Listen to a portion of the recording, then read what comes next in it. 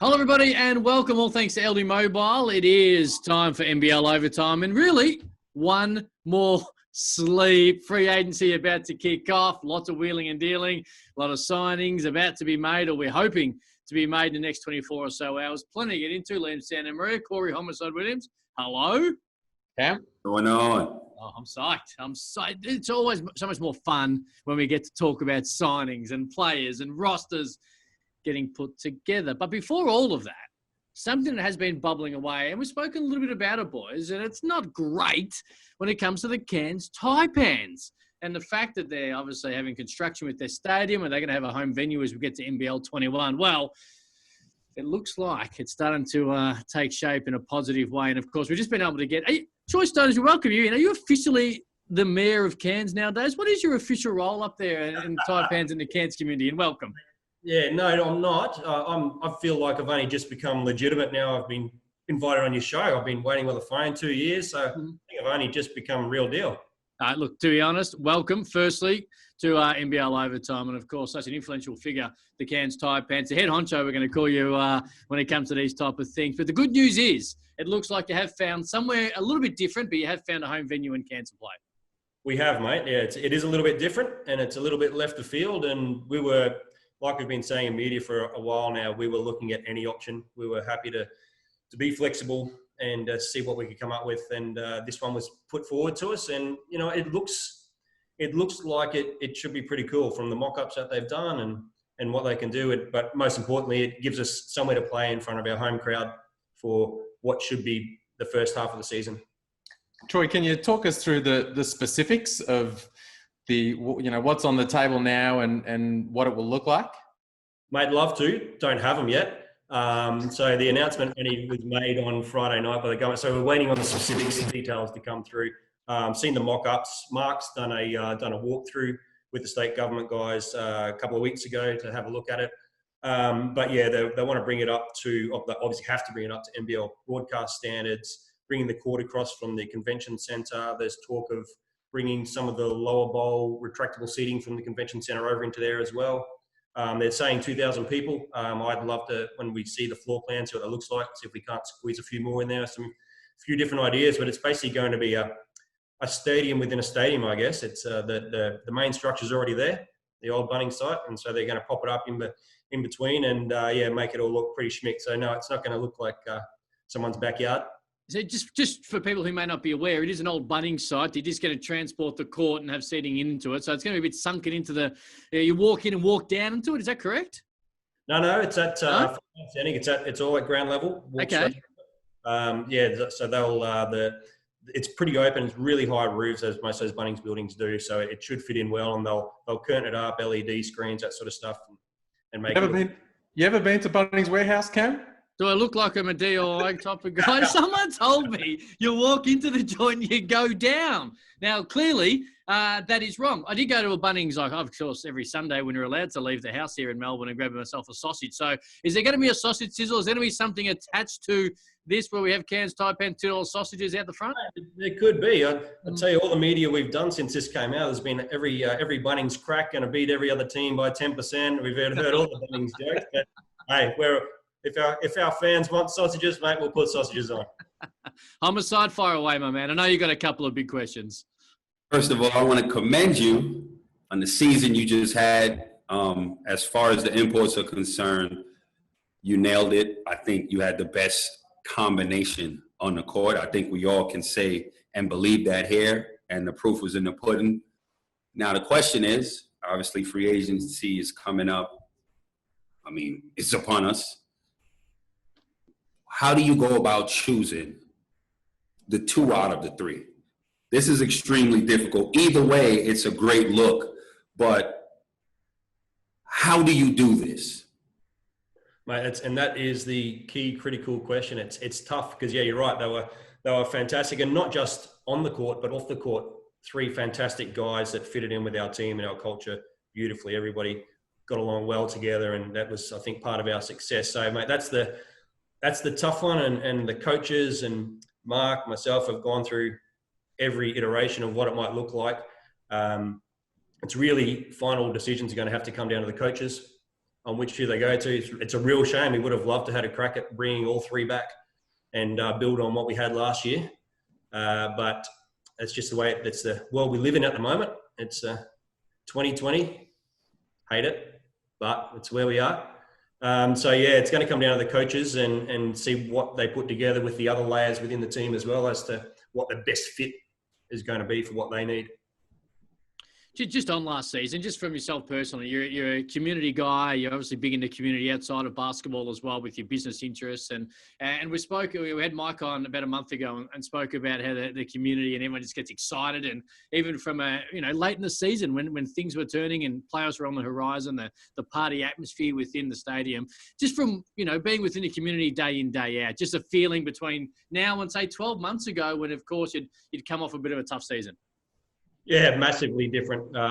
12 months ago, as you guys know, it was we were trying to put our team together, and we kind of were starting from scratch after 2 years of starting from scratch. So very different, and we kind of threw everything we had at it last year to put that group together that we had. So yeah, we couldn't be more proud of what happened last year with the guys. Walk around town now because we can leave our houses up here in Queensland. We get stopped and asked constantly. Sorry, I had a wheel dig there. We get just stopped and asked constantly what's going on. Same questions. Corey's asking, which of the imports are you bringing back? What are you doing? All those sorts of things. So yeah, everybody is really interested. It's got a lot of attention.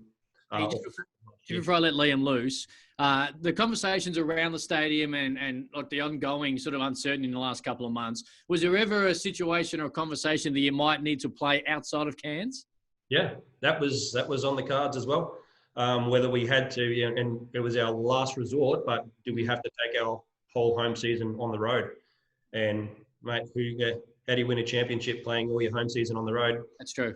That's everyone's goal. But yeah, that was on the agenda. Do we take a couple to Townsville, a couple to Rocky? Sunshine Coast was flagged at Sunshine Coast University Stadium. So yeah, everything was on the table through this process. And it's been, what most people won't realise, it's been 4 or 5 months. Mark and I have been living this nightmare of trying to get a resolution, because it puts a whole lot of conversations with your players as well. We can't put pen to paper not knowing where we are, where we're playing, what we're going to look like. Troy, creating a temporary NBL standard stadium is no small operation.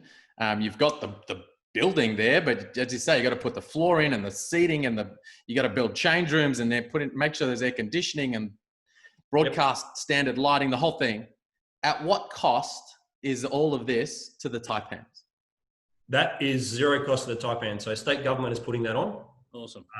The Cairns Convention Centre is owned by the state government, so that's that renovation's their project as well, and they're putting this temporary stadium together. So yeah, it's not a small one. I would just say the aircon is a key one up here. Cairns summer humidity, getting the aircon right for the boys to play on a timber floor is critical. So yeah, there's some big things that need to happen. Mate, don't worry about aircon. Just have absolute home court advantage. Just have your boys ready to go in 45-degree heat. Even pump the heaters up. Really old school style.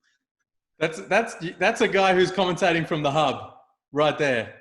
Hey, doesn't have a big shout out to ESPN and SBS. Make sure the air cons are at 21 degrees, like I spoke about last summer as well. Hey, I don't need a home court advantage, Liam. You know what? We just sit there and watch the great team that we're able to watch.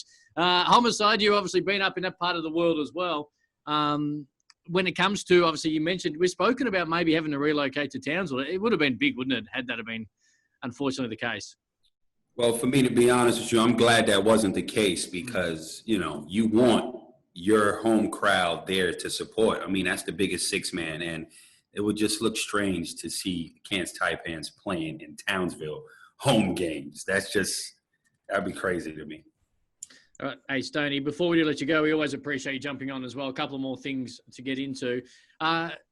This time last year, Vegas, we were on a little bit of a junket. And in fairness, you probably hadn't put together much of a team yet, which you pointed out you're about to do. And Liam and I are a little skeptical in those conversations. You did it. Sleep at the wheel.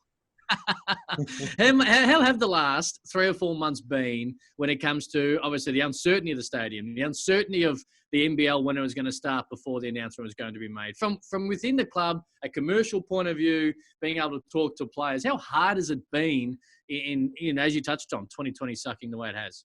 Yeah, mate, it's been tough. And with the season not knowing a start date, that wasn't the most difficult part. Obviously, the most difficult part for us was having a stadium, somewhere to play, and getting that done. And it's been stressful. And I don't work in government, and things have to work a certain way in government. And they have things they need to do and processes they need to follow. Where I'm just used to kind of getting in and getting things done. That's how we roll up here. But yeah, it's been tough. It's been stressful. There's been a lot of sleepless nights.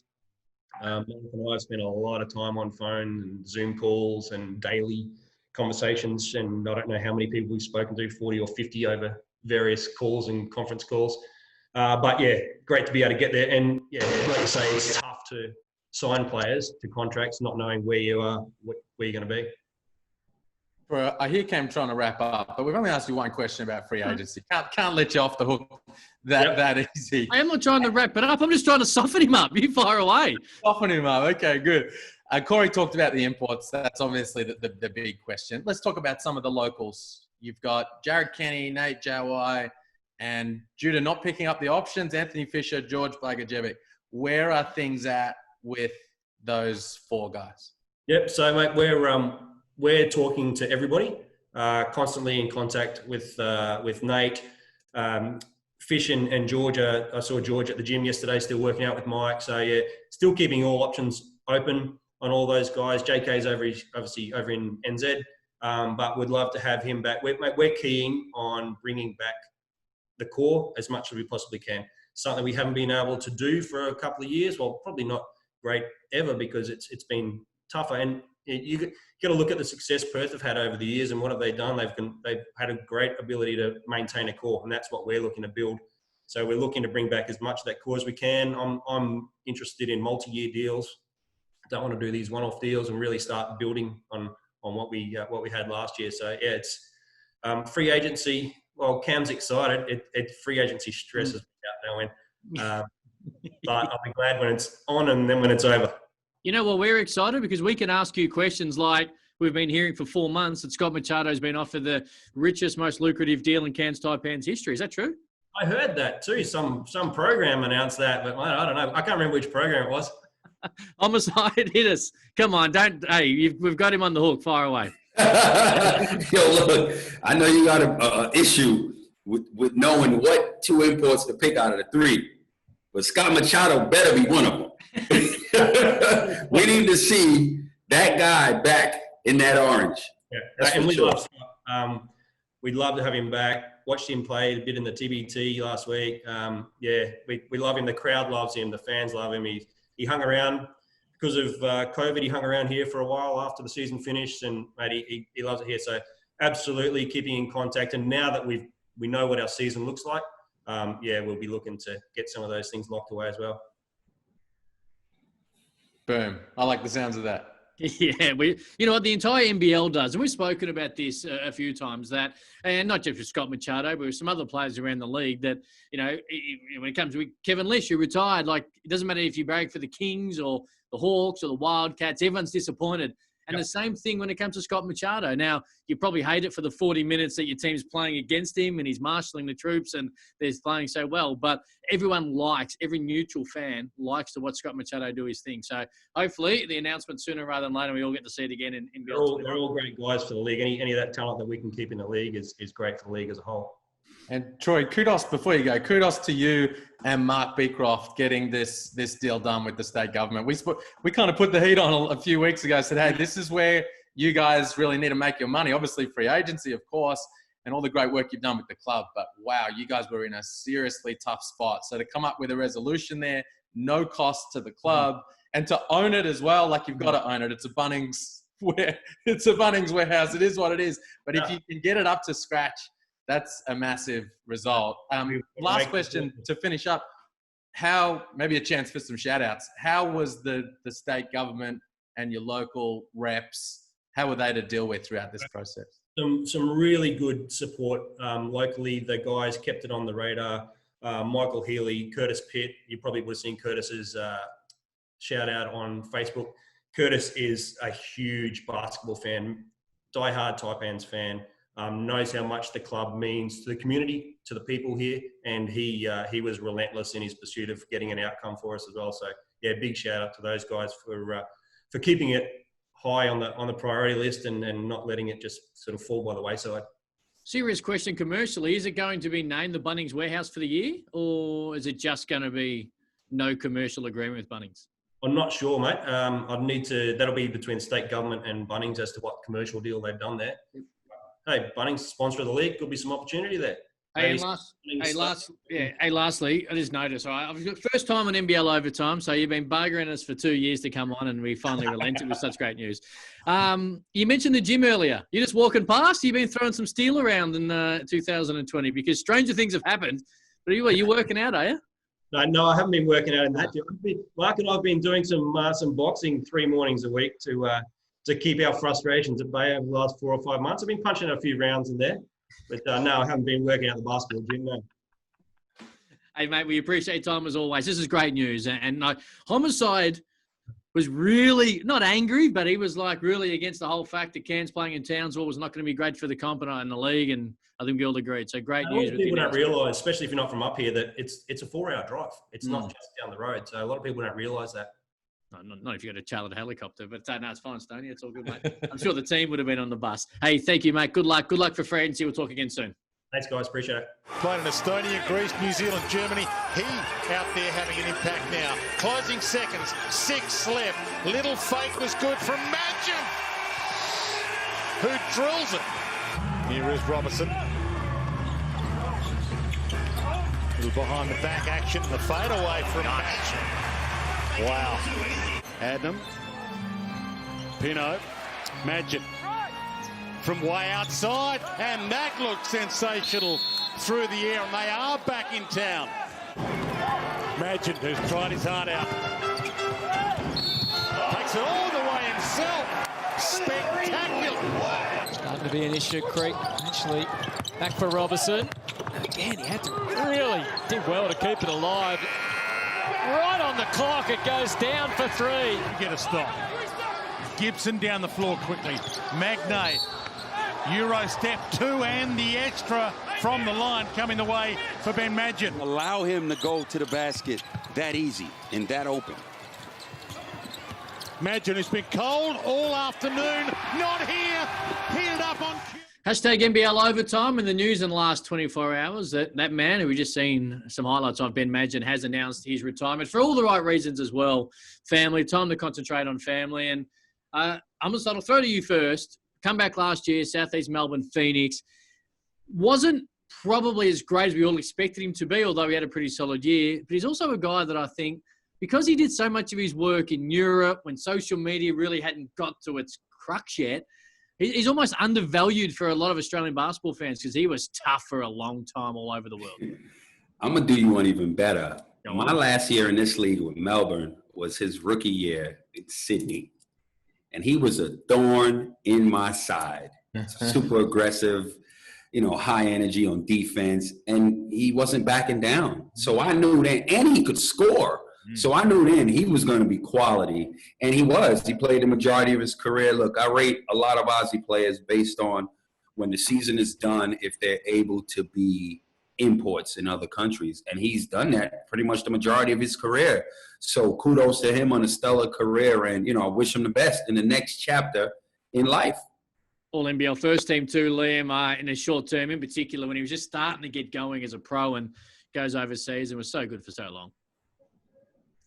Yeah, super highly respected. And I mean, if you can hang up your kicks at the end of your career and people say that about you, that you're highly respected amongst the fans, everyone around the game, but especially by all the players, everyone respects him because of the bloke he is, but also just the way he went about it. I was messaging with a mate last night about his retirement, and he said something that I thought rang really true.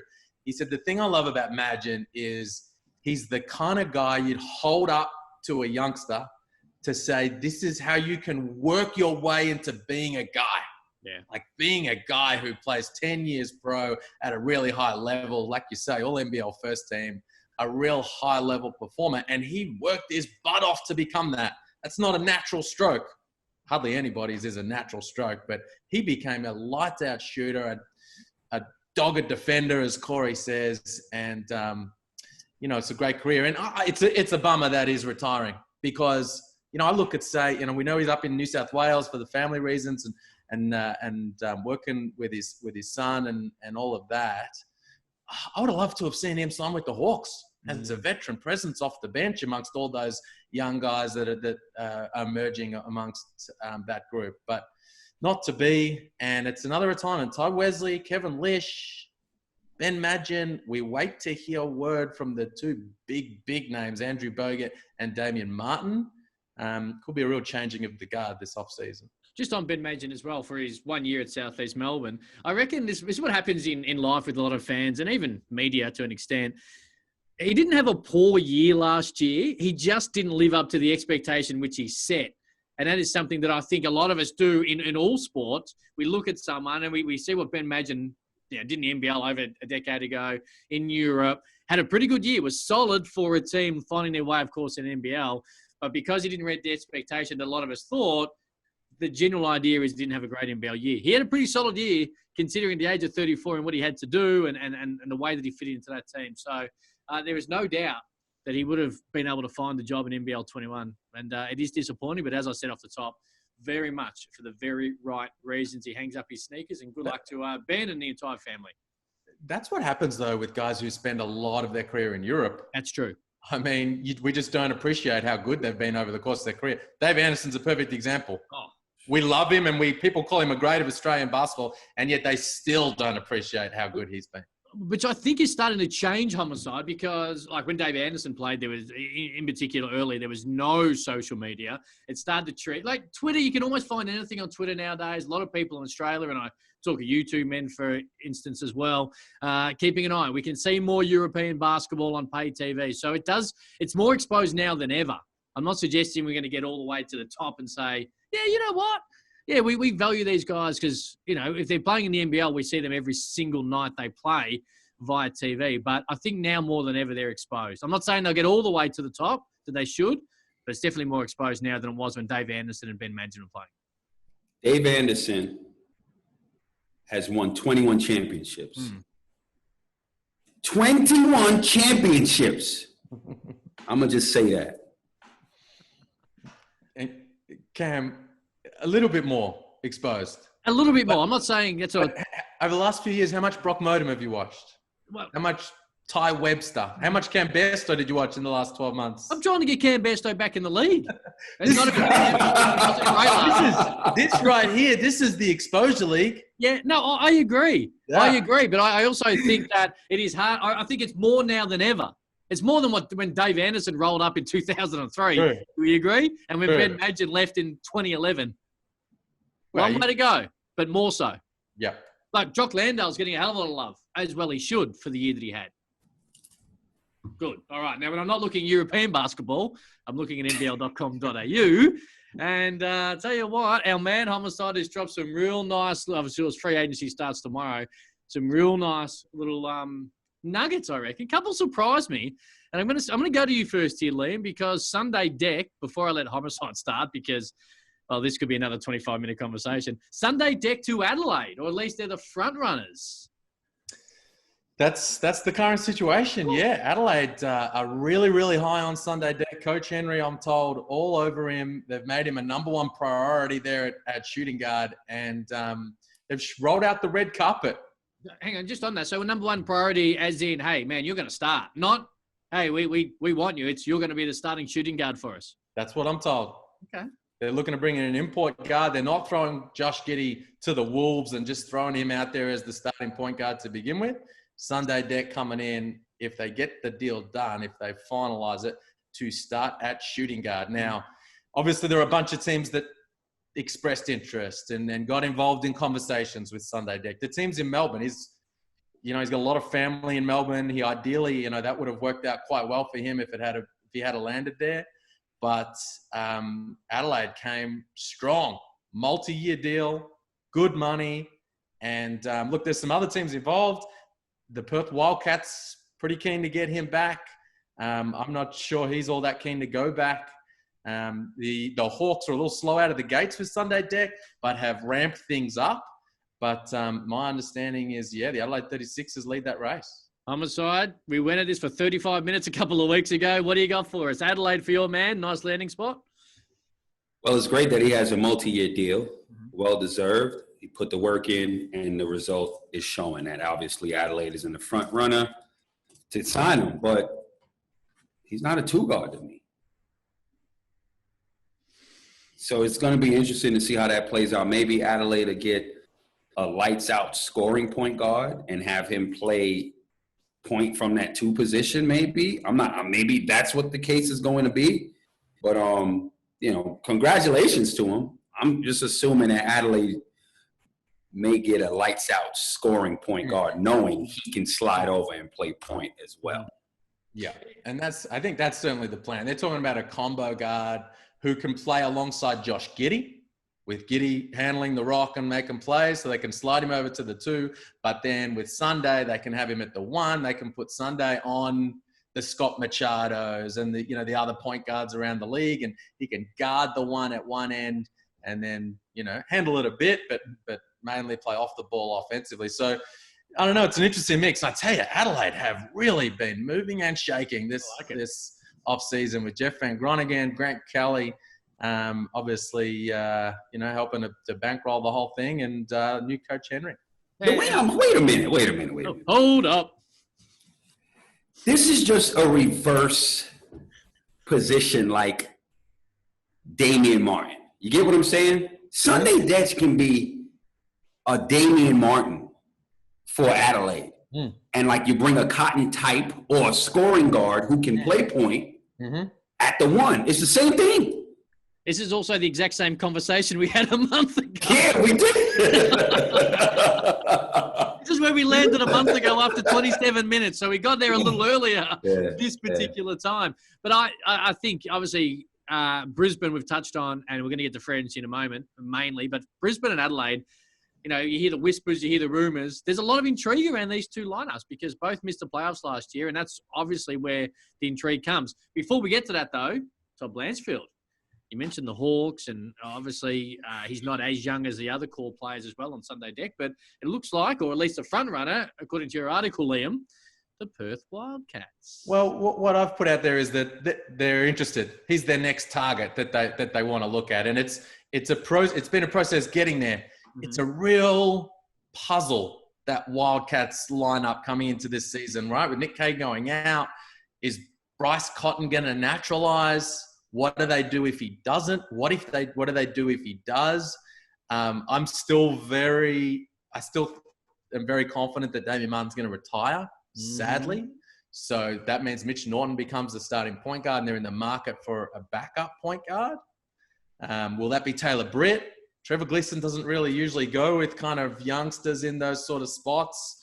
Will he look at other veteran free agent point guards around the league? But in that starting lineup, Norton, Cotton, they have to have an import to replace Nick Kay. And, they've asked the question about Brock Modem, but he is very, very, very expensive.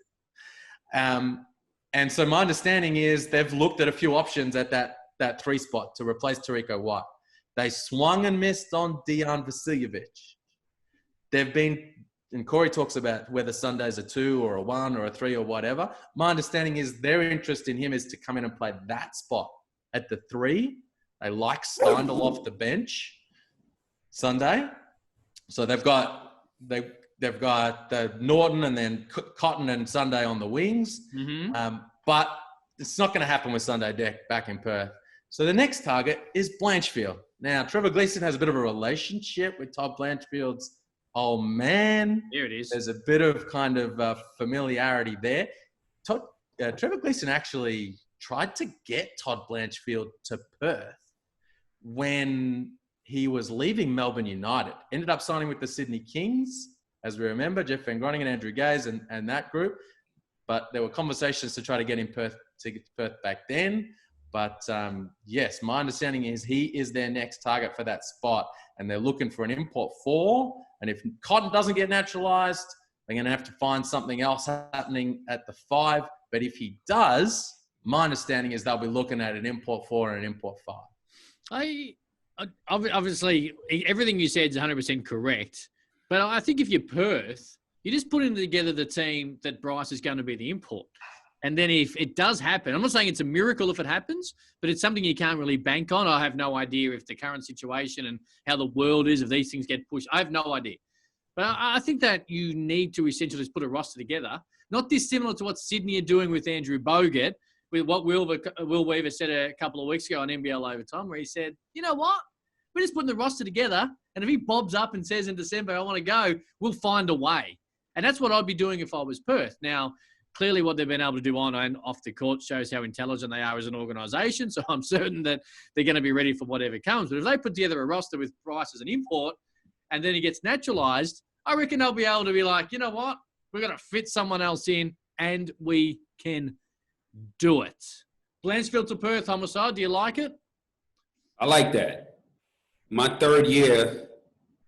last year with Townsville, Blanchfield was with us as a baby, like a 17-year-old. And he definitely has the relationship with Gleason. He didn't have a good year last year. He wants to win. He owes it to himself. You go to a place like Perth, you're accountable every night. You're responsible for showing up. He needs that. He already has the relationship with Gleason. So this is a place I believe he can flourish. You know, with he's a floor spacer. You can't leave him. Mm-hmm. You know, so with him and Clint Steindl, you know, that just opens it up for the baddest man in the land to continue to do what he does. So I think that would be a great fit for him. Just on that, and you've mentioned before, I think it was an NBL Rewind. I think it might have been Kelvin Robertson you were talking about, but either way, or even Drew Williamson rather. Was Todd Blanchfield one of those young fellas? Brad Williamson, sorry. Was he one of those young fellas you took under your wing and just took out? And, Todd. Todd was a baby when Todd got there. He had, you know, so much talent, and you know, when you're young and just running around the place, you don't really know too much of the plays or whatever. But you got talent. You know, he was that kind of guy. He's done really well with his career, and always knew he had talent. I think he's from Mackay, if I'm correct. Yeah. So his family was awesome. His mom was cool as hell. His pops was cool. So I mean, he's had a great career, and I think that if he has an opportunity to link back up with the guy that believed in him in the first place, you know, especially coming after a tough season last year, you know, why not? Personally, Cam, I love it. Mm-hmm. I love it for Perth, and I love it for Todd Blanchfield even more. As you say, he's a floor spacer. That's exactly what they need alongside Bryce Cotton in that spot. All the plays that they ran for Tariko White, you run them exactly the same way for Todd Blanchfield. And you get him moving off the ball, flex cut, screen the screener, down screen. He comes off catch and shoot. That's where he is at his best. But you can also just, if you need to, send him to the corner. Set him in the corner. He's operating, and the gravity keeps that defender out of the paint. And for me, for Blanchfield, it's time to go to a team like Perth and win some championships. You know, we came to Illawarra, signed that 3-year deal after he got out of the contract in Sydney. I'm going to put up massive numbers. He's been good. Hasn't exploded like that. It's time to go, you know what? It's time to be a second or third banana on a championship team, and I think he could come in and play that role to perfection. Yo, it's okay being Klay Thompson, man. It is okay being Klay. I wish I was Klay Thompson. I couldn't agree more with you. But you know what's going to be interesting is whether Brian Goorjian has an interest in bringing him back. Mm-hmm. What those conversations are like with Todd Blanchfield, and whether they can pay what Perth would probably be willing to pay. All right, good news for the rest of this week. Wednesday, Thursday, Friday, 7 p.m. NBL Overtime Free Agency Market Watch. We're going to be joining you. You can watch. You can get involved. I haven't got the hashtag in front of me just yet. Might be just hashtag NBL Overtime Free Agency Market Watch. But either way, we're going to be breaking it down for the rest of the week. It won't be NBL Overtime Quake. I can tell you that right now. Hopefully, anyway, it's not. But we'll be breaking it down Wednesday, Thursday, Friday with Free Agency officially starting tomorrow. So looking forward to that. Homicide. What do you want to see, my man? We're less than 24 hours out. What do you want to see happen? You know what I would love to see? Gorgon, I want you to hear me. Dory, I want you to hear me. I would love to see Dang signed, right? I would love to see Mango signed. Mango Matthew, right? And I would love to see Will Bynum at the point for Illawarra. That right there, you for sure going to finals with those three on that team. Oh, wow. You got experience, high-level experience, and you got dogs coming to play. And 2 out of 3 of them are locals. Hey, just on that, where'd that name come from? What name? Bynum. I mean, I know there's a point guard. I know there's a point guard that's available. Yeah. He's played with, obviously played in the league before, but he also played with Gorgon in China before. Mm-hmm. That could be a look. He's experienced, and he's coming in hungry. What do you mean? So you think he'll be there? I don't think he'll be there. Okay. I'm just saying this is a name that I'm just throwing out there. No, hey, when you say he's coming in hungry, it just seems like obviously we're talking. I know, look, guys want to play. Guys, This is a league that is, as we all know, it's globally respected. Yep. Guys are watching other guys, colleagues of their own. You sit back and you're watching Aaron Brooks come into a league getting busy. That gets your juices flowing. You know what I'm saying? He's getting busy and was losing games. So that just lets you know you're not just going to come in here and just win. You understand what I'm saying? I just want to come down here and play. Like, this league is really like that. I'm not disagreeing with you how he would be in the league. I'm just simply saying you seem like it might be done. Just wondering if you had any inside. No, you're just throwing stuff up. I just know, this is a guy I know that's ready to come in and wants to play. Liam, what do you got for me? I'd like to see some of the guys we've grown to love be brought back that are hanging out there over in the States right now. I want to see Casper Ware recommit back to Sydney. I want to see that bounce back revenge year from Casper Ware. 1 of 14 in a grand final game. That's not Casper Ware. And he knows that. I'd love to see him come back and remind everybody of that. Remember when we've talked about on NBL Rewind when Ricky Grace and they went down to DMAC and the Giants, and then the next year it was like, this is personal. I'm reminding everybody I'm the top dog around here, and I'd love to see that kind of campaign from Casper Ware. I want to see Lamar Patterson and Scotty Hobson brought back to their respective teams, and if the Taipans go with Machado and Oliver as we expect, love to see someone pick up DJ Newble. A team like Illawarra, who I think will be looking at an import on the wing there in some way, shape or form. Or perhaps if, say, like a Casey Prather, if that doesn't work out, he doesn't end up passing that extensive fitness test that Dean Vickerman told us about a little while ago. I think a guy like DJ Newble on the wing there would be good for them. So as many as possible of those elite all-NBL first and second team performers from last year, let's get them back on deck. Now, we've spoken a lot on NBL Rewind about how in the 90s, a lot of these Americans come back year in, year out, and it builds an affinity with the league, with the players, with the individuals. And we've seen a little bit the last couple of years. Obviously, Bryce Cotton is here. If Machado comes back, if Casper Ware rolls back, then we've got 3 players who genuinely believe that they're best in the league. And that rivalry for 3 teams that made the finals last year. And then you've got other teams in the league who are like, hang on a second. That's where I want to be. That's, individual players. And no doubt, I love that idea. And I want to see Lamar Patterson back. I want to see him back and be in that, that game shape that we see him in the second half of the year when he's dominating games from the opening tip. Because I'm looking forward to see what Brisbane roll. If Magnay's here, if they go with Patterson, there's obviously the rumours around Froling and Drimmick. They're the most intriguing for me, and it's looking forward to how they go. All right. Now, are we renaming – actually, anything else on free agency, Liam, before I get to – no. Are we renaming this segment Corey Make People Delete Photos Off Instagram? Because I believe that when you've shown something in this segment the last couple of weeks and said person who copped a little negativity towards it went and deleted the photo. Look. Is this true? The game up. Is it true? That's the word on the street. Fire away, man. What do you are giving props This is, the segment is called Corey's Couture Corner, right? We're just highlighting some of the, the guys with style in our league. And this man has the most style in our league. Obiche, listen to me. He designed some of his own stuff, okay? And I'm waiting to get my one-off piece from him. The flyest guy. He's on a whole nother level. This is like, today is like the runway level. And I'm talking about like Paris Fashion Week runway model level. This is the swag he's on. It's out of this world. He's in the class by himself. This is going to the game, pulling up like they do in the league. This is what we're going to do. We're going to celebrate our players that got style. So he's the leader. He's in the class by himself. Been a little anywhere in the world you bring Obi Kai, listen, he's killing them. Okay.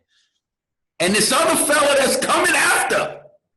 Oh my God, this is a fashion icon in the making right here. Fashion icon. Young Mello. Listen, Mello drip is on a whole nother level as well. You gotta remember, this young man was in GQ. Louis Vuitton dressed him. They go to drip right there. He's dripped with a Louis Vuitton cloth around the Louis short sleeve shirt. You don't get in the GQ getting dressed with high-end couture like that if you're not official with it. So those two are the leaders. Oh, he's going to fit nicely in New York, isn't he, Homicide? Listen, let me tell you something. Let's go there, all right? No, let's not. Let's not because let's go there. We gotta go there. When he's drafted, go there. All right, you got 45 seconds. Go. Tom Thibodeau is going to get this job with the Knicks. He gets the job with the Knicks. Guarantee you, Melo's going to New York. I always said he's tailor-made for the city. You know what I mean? Lights, cameras, and action. Get the popcorn going. That's who he is. He's down with Rock Nation. He's down with Puma. Steve Stout has taken over the marketing. He's a genius, a musical genius, Steve Stout. And now he's the head of promotion and marketing for the Knicks, right? He's New York. Shout out to Queens. Then you got Worldwide West, who's down with the Knicks now. They have basically taken over the Knicks, all right? And what they're doing is revamping and remarketing the whole thing. So with Melo signed with Rock Nation, that means Jay-Z's going to be involved. He'd be the face of the whole thing. Low key, what's happening on the low behind the scenes is they're trying to get Devin Booker to the Knicks as well. There's been talks about that. So it'll be showtime again with the Knicks. Oh, man, you're talking to a Suns fan here. Look at Liam. I tell you. Listen, Tom Thibodeau, what did he do with Derrick Rose? He was great with the young talent. He allowed them to flourish. Sure. He became the youngest rookie of the year in the NBA. And I'm not saying Melo's going to be that, but what I'm saying is he'd be in great hands with a coach like Thibodeau. He and Booker. And a young veteran superstar like Booker around him. So I would, again, that kid got New York written all over him. I hope it happens. Is it one of your former teammates in line for that job? Did you play with Mosley? Liam, was that the year you were there? Oh, that's my man, too.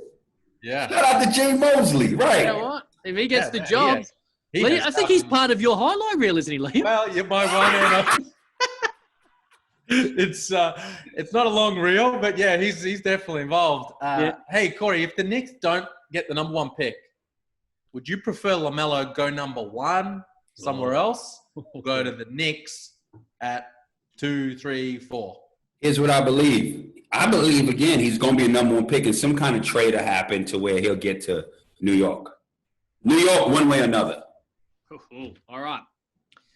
Big week. Free agency about to start. Anything else before we move on, board, before we get out of here?